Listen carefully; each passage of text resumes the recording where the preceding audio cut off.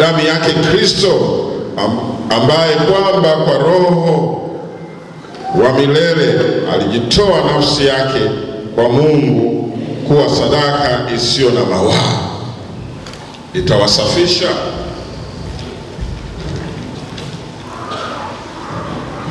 dhamiri zenu na matendo mafu, mpate kumwabudu Mungu aliye hai. Na kwa sababu hii ni mjumbe wa agano jipya, ili mauti kisha kufanyika kwa kukomboa makosa yaliyokuwa chini ya agano la kwanza, hao walioitwa waipokea ahadi ya urithi wa milele. Maana agano la urithi lililopo lazima iwepo mauti yake aliyoifanya. Kwa maana agano la urithi lina nguvu palipotukia kufa kwa mtu, kwa kuwa halina nguvu kabisa akiwa yu hai yeye aliyolifanya.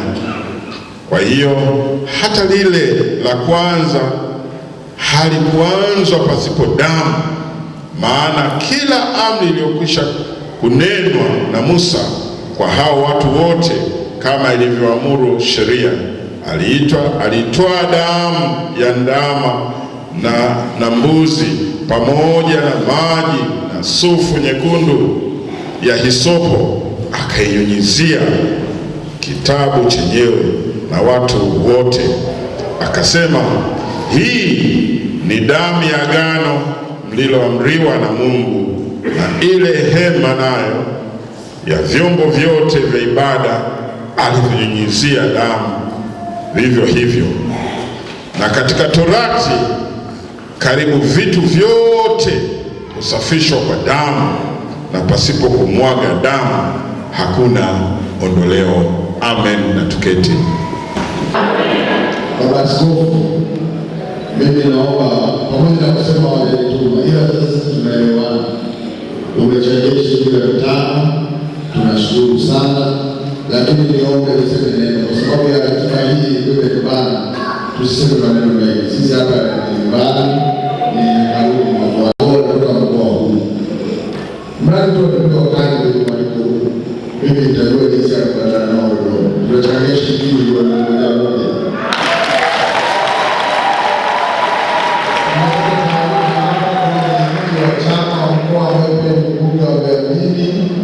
Yuko dada yangu na mbunge na spika mstaafu na spika wa bunge duniani Dr. Tulia yupo. Tutashauriana, tutatoa milioni 1,000 wote tutazileta hapa, na naomba Baba Askofu utawakilisha mimi ndio tutazileta kwa heshima hiyo ambayo wabunge wote wako. Na usemekano unaongea ndani, mimi naomba tusoleze kuna sisi wabunge hao wakilishi hao wanasema yale ambao wametu. Sasa kwa niaba ya kina Mwariba, kwa niaba ya kina Mtoto wote kilo ile pakati kaongesha na shilingi milioni 1,000 kwa wabunge wote. Hivyo niko hapa kumwakilisha Mheshimiwa Mkuu wa Mkoa ambaye alitamani sana kushiriki pamoja nami katika siku hii ya historia, lakini kwa sababu ya majukumu ambayo yamempata akashindwa kuwepo pamoja nasi, lakini akanituma mimi kama kiranja kwamba nenda hakikisha umehudhuria, na nimekuja kumwakilisha.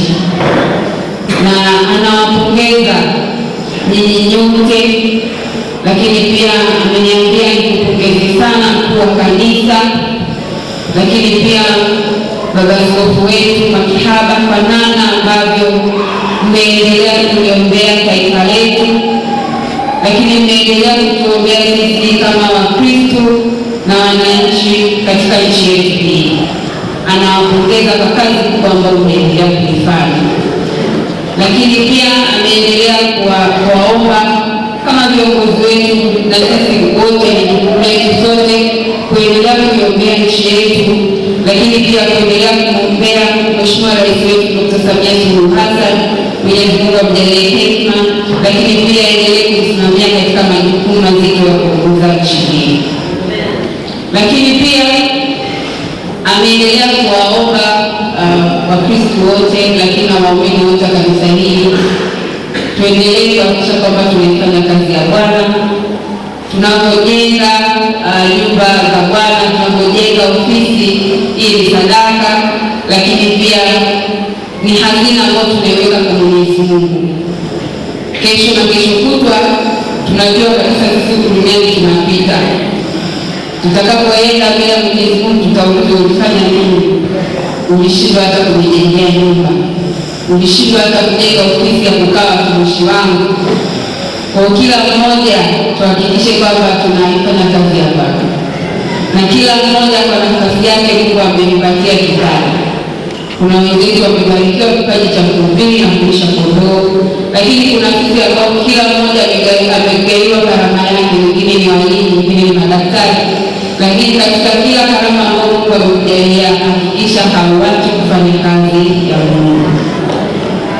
Jukumu la kuijenga nyumba ya Bwana, jukumu la kuijenga sehemu ya Mungu ni jukumu letu sisi sote. Kwa hiyo tuhakikishe tunaifanya kwa ufasaha na tunahakikisha kwamba tunaiweka hazina kwa Mwenyezi Mungu, ili utakapomaliza safari hii au hata siku moja utakapokuwa umetafakari maisha yako, kipo kitu ambacho utamuuliza Mungu kwamba Mungu, nilikujengea kanisa, nilijenga sehemu kwa ajili ya watumishi wako kukaa na kuweza kuwalisha kondoo wako. Kwa hiyo vyote niwakumbushe tu kwamba hivi vyote tunavyofanya ni tunaweka hazina kwa Mwenyezi Mungu. Niwahi kusikia stori moja, na nadhani kila mmoja kwa imani yake anaweza kawa ni shahidi. Mara nyingi viongozi wetu wa dini wamekuwa wakisisitiza swala la kutoa zaka. Na wengine katika nafsi yetu woga tunasema tunaona wanatupigia kelele. Lakini niwahi kusikia mhubiri mmoja anasema yuko mtu aliwahi kuugua akaumwa, na aliumwa mpaka akaona kwamba sasa nitafika mwisho, lakini alikuwa anatamani kukaa. Na katika kipindi hicho kigumu ndipo alipokumbuka zile zaka zake alizokuwa anazitoa, na akasali akamwambia Mungu, kumbuka sadaka zangu, kumbuka zile zaka zangu nilizokuwa nazitoa, kumbuka Mungu, nimekujengea madhabahu, nimekujengea kanisa.